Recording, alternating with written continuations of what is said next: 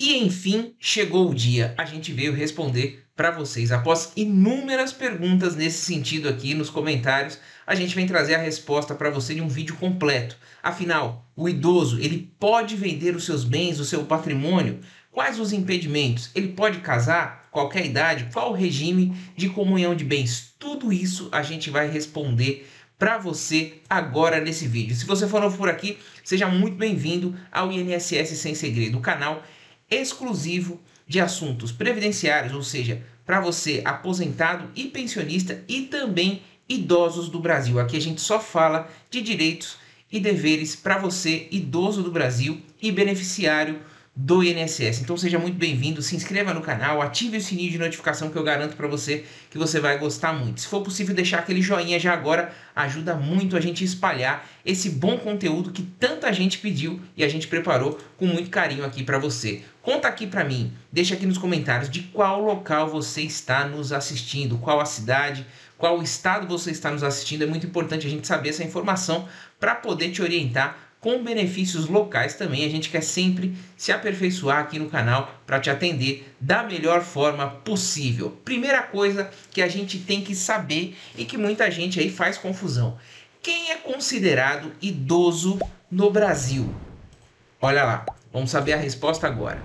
É considerada idosa a pessoa com 60 anos ou mais. Então completou 60 anos, dali para frente você é considerado idoso. E esse é o público que a gente trabalha aqui nesse canal, visando informar pessoas idosas e também beneficiários do INSS, que geralmente são idosos também. Respondido isso, agora você já sabe quem é idoso, vamos às questões. Como fica a venda de um bem, do patrimônio de um idoso? Existe algum impedimento? Os filhos podem impedir? Olha só. Vender um apartamento ou uma casa é uma transação que tem muitos detalhes e pode gerar bastante dúvida na hora de fazer essa negociação, principalmente quando o dono é uma pessoa já da terceira idade. Mas o idoso pode vender o imóvel?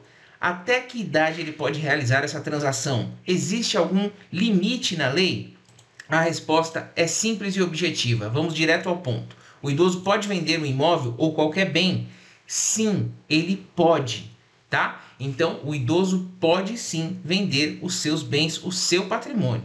Mas assim, tudo, ele pode doar, pode fazer o que ele quiser? Não é bem assim. Vou mostrar para vocês. Pode vender? Pode. Uma vez que ele é o dono da propriedade, ele construiu aquele patrimônio. Seja casa, seja apartamento, seja terreno, ele pode e responde legalmente por ele e pode fazer o que desejar com o bem móvel, o imóvel, enfim, o que ele tiver no nome dele como patrimônio, como propriedade, certo? Respondido isso, vamos ao próximo ponto. O Código Civil, no seu artigo 426, ele assegura: não existe herança de pessoa viva. Então aquele filho que fica ali de olho, olha, meu pai não pode vender porque eu vou herdar isso, não existe herança de pessoa viva. Está no artigo 426 do Código Civil, você pode procurar aí. Portanto, os filhos não podem interferir no direito dos pais de venderem imóveis ou móveis, enfim, o que eles tiverem de bens de patrimônio.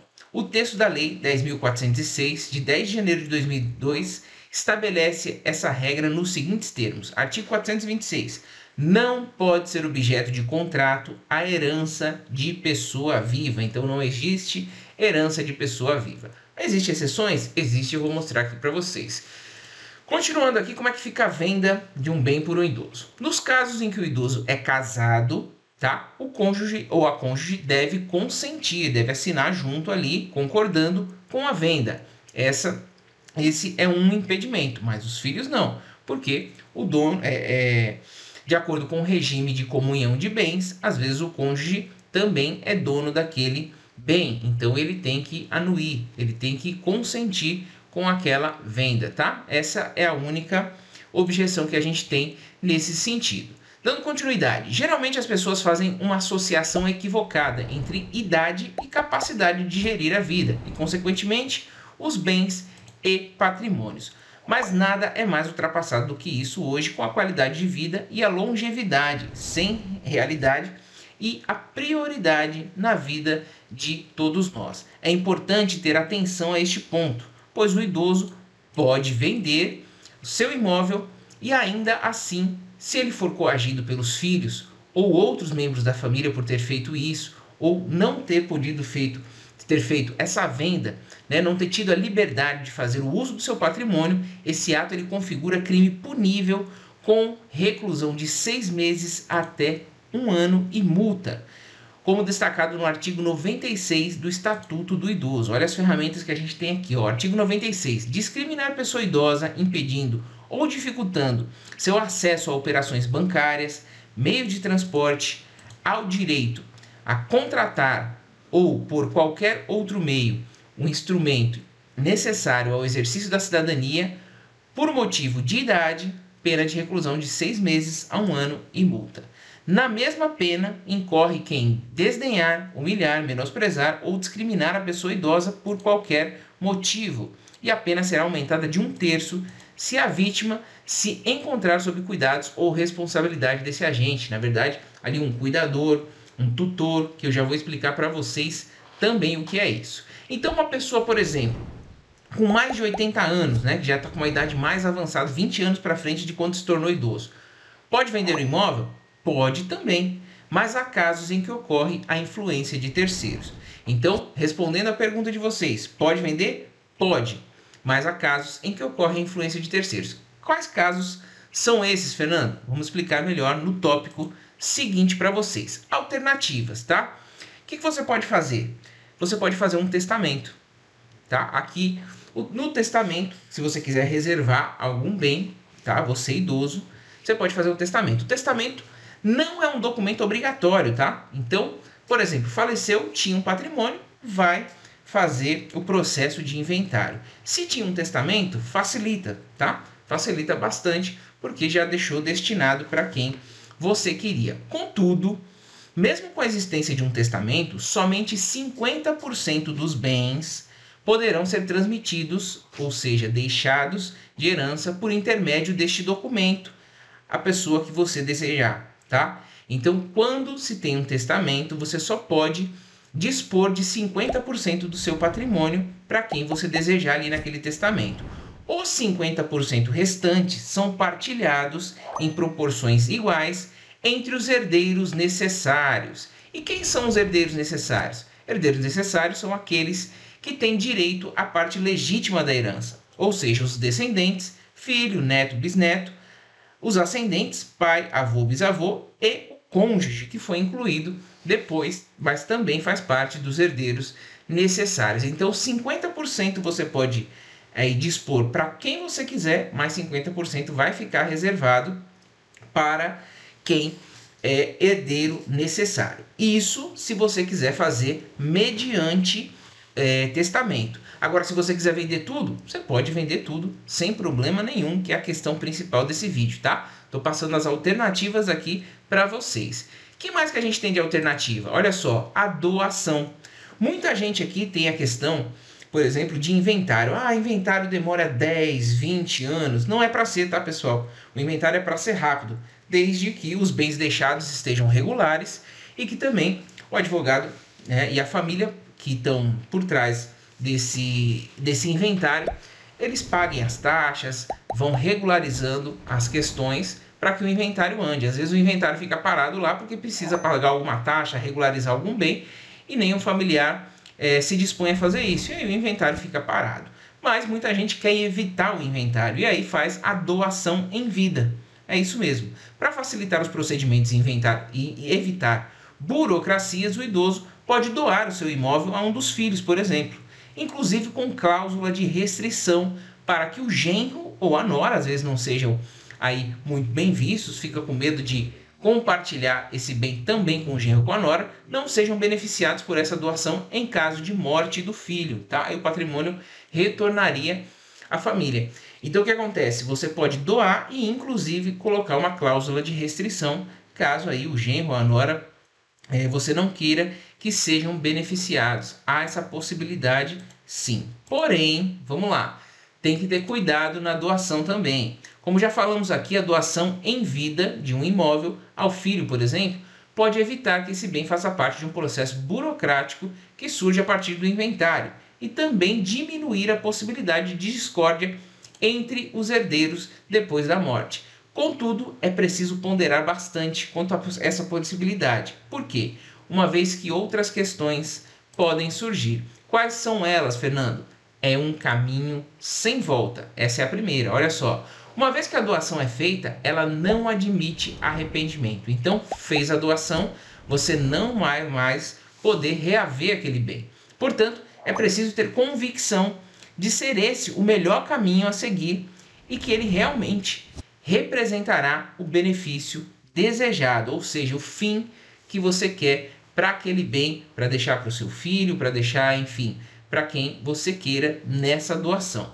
Nesse sentido, por exemplo, é preciso ter certeza de que a doação não comprometerá a herança familiar, inclusive no que diz respeito ao patrimônio do próprio filho. Afinal, existem situações em que a doação pode contribuir para uma perda patrimonial, em vez de proporcionar uma tranquilidade de quem vai receber. Vou exemplificar para vocês. Se for um filho casado que se divorcia, ou mesmo se ele falecer, o imóvel doado, ou parte dele pelo menos, será transmitido ao cônjuge se não tiver essa cláusula de restrição.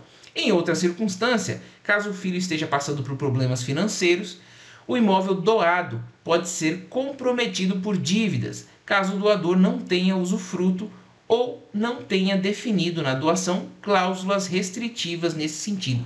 Então, primeiro, doação é um caminho sem volta, ponto, tá? Doou, acabou. Segundo, você tem que colocar as cláusulas restritivas, caso você queira que aquele seu filho realmente desfrute daquele bem, ou que seja, pelo menos, garanta o futuro dele. Então, pode colocar cláusula restritiva com relação ao cônjuge do filho, né? O genro ou a nora, pode colocar cláusula restritiva com relação a esse bem ser hipotecado, ser penhorado, você pode colocar também. Então, fique atento com isso, tá? Primeiro, que é um caminho sem volta, e segundo, as cláusulas de proteção, caso você queira fazer.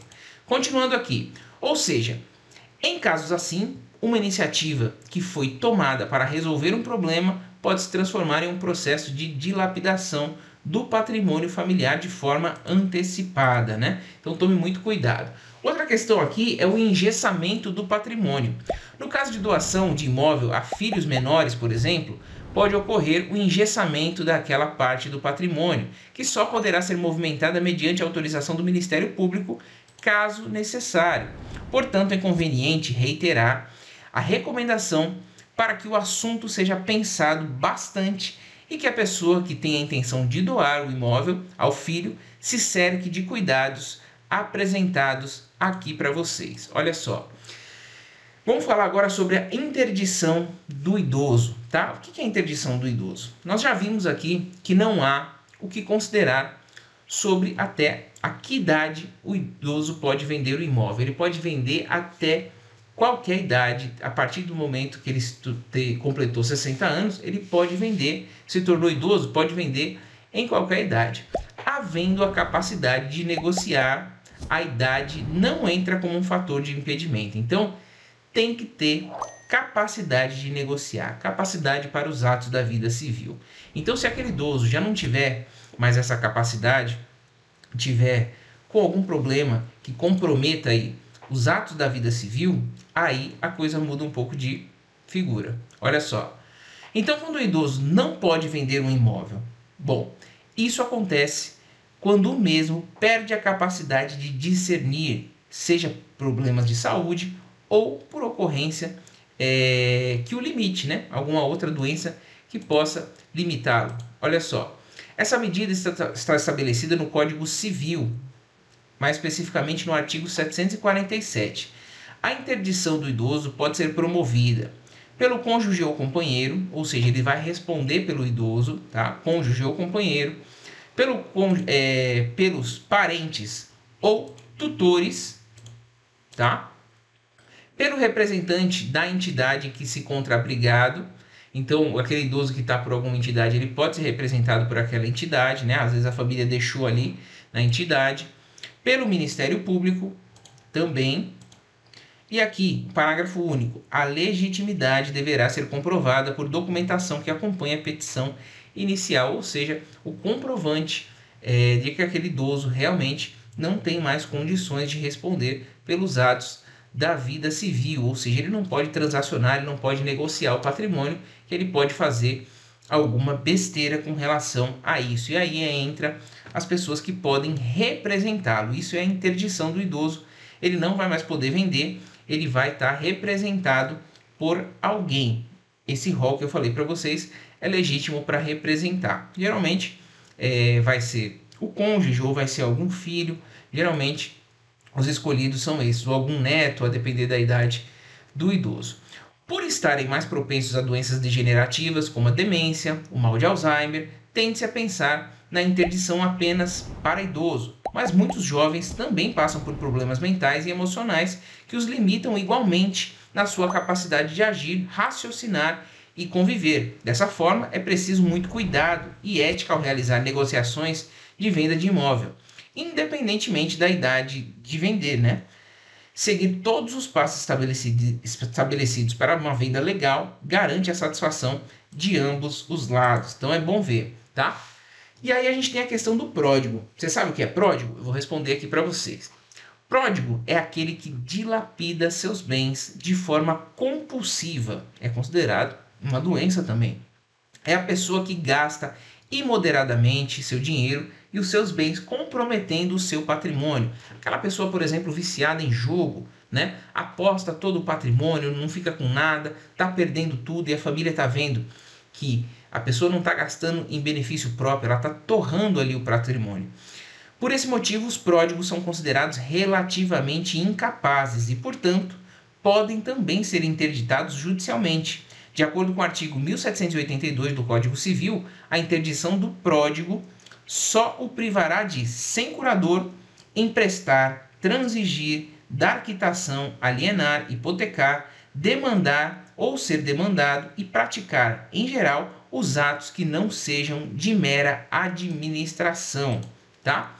Então tem que tomar muito cuidado também com relação a isso. Tem que observar se o idoso não é um pródigo, tá? Ele desenvolveu isso, ele está perdendo tudo em jogo, está perdendo tudo em aposta, enfim, está perdendo tudo facilmente com drogas ou com mulheres, enfim, relacionamentos. Tem que tomar muito cuidado com isso e observar. É uma questão judicial que vai ter que ser comprovada também. E aí, se comprovado, né, a tempo de não dilapidar todo o patrimônio, pode haver a interdição e ele não vai mais poder dispor daquele bem para poder fazer venda, para poder, enfim, fazer dinheiro com ele. Casamento de idoso é uma questão também muito perguntada aqui e faz parte também do que a gente está falando. Quem optar por casar após os 70 anos de idade deve aderir à separação obrigatória de bens, tá? É obrigatório, não tem como casar a partir de 70 anos em outro regime, conforme prevê o Código Civil.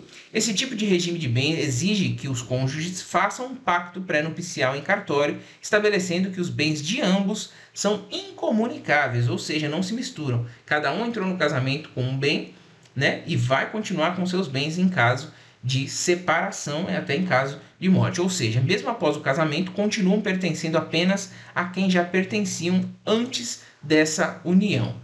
Continuando aqui sobre o casamento do idoso, quem optar por casar após os 70 anos de idade tem que aderir obrigatoriamente, tá? A esse regime de bens de separação total, tá?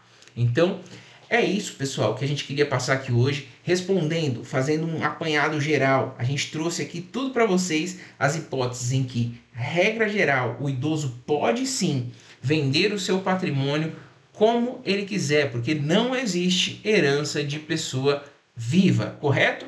E aí as exceções a gente colocou, no caso de interdição, no caso do pródigo, no caso de casamento, são algumas exceções que acontecem, mas a regra é, o idoso pode sim construir o patrimônio, ele tem todo o direito de vender e desfrutar daquele patrimônio, que às vezes era um investimento, né? Não necessariamente você quer deixar para os seus herdeiros, tá bom? Então, se ainda for com dúvida, pode deixar aqui nos comentários, você que é inscrito no canal, que a gente vai responder aqui.